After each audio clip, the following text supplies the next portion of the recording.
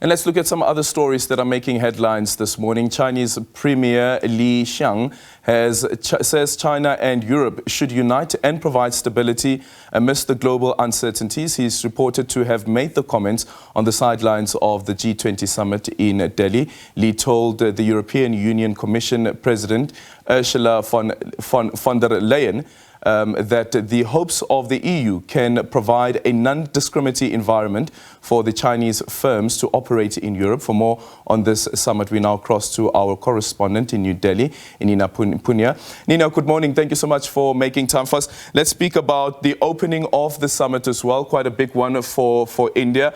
The big question has been who isn't in attendance, but then also the comments that are coming out. The Secretary General of the AU, the Secretary General rather of the United Nations, Antonio Guterres, asking for reforms of global international financial institutions. Was that on the agenda?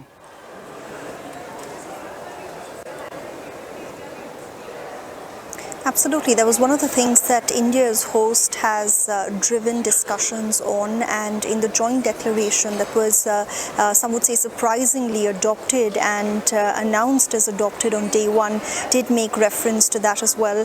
India says it is very much committed to ensuring that debt restructuring and easy access to affordable loans for developing countries becomes a priority for the G20, saying that the grouping will continue to deliberate on this as well, that sort of caps off what we saw on day one, because that's when that joint declaration was surprisingly announced.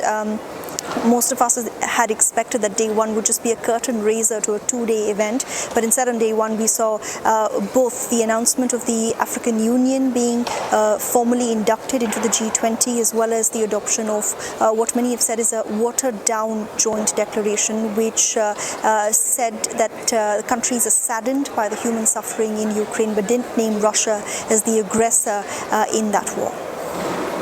And let's speak about the other contributions as well, and what should be happening as the Prime Minister of Japan is calling for when it comes to the EU, and also allowing firms to set up in Europe. We know, of course, this tussle between the United States as well as China.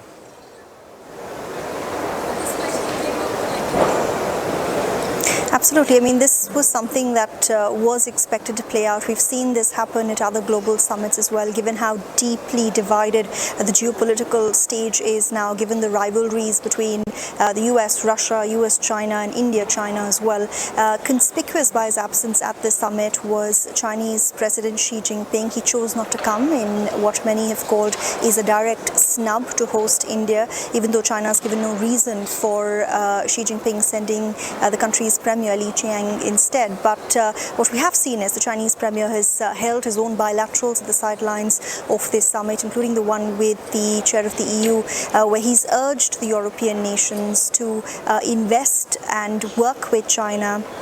This comes following a proposal by the European Union nations to de-risk and limit their reliance on the Asian giant. But it also speaks of the kind of hesitancy we're seeing crop up in many parts of the developed and developing world about China's Belt and Road Initiative, about its loans, financial loans, and how difficult they are to repay. So it was with that in mind that the Chinese premiers extended this olive branch. It also comes at a time when when China's economy itself is struggling to get back following the pandemic hit it took. So all of this, of course, being said with that in mind as well. What do we expect today, quickly?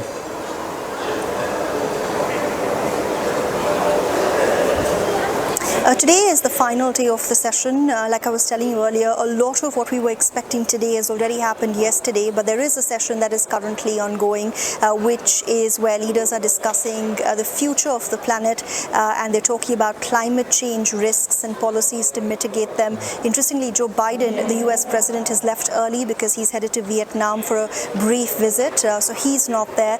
But at the end of this summit, India will officially hand over the G20 presidency to Brazil.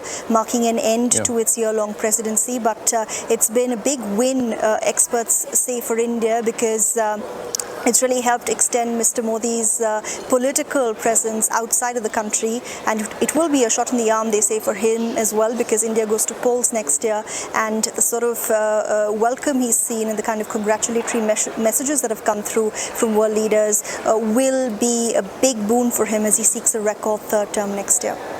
Thank you so much for your time. That is Neha Poonia there, joining us from New Delhi. That is where the G20 Summit is currently underway. And of course, today is the final day.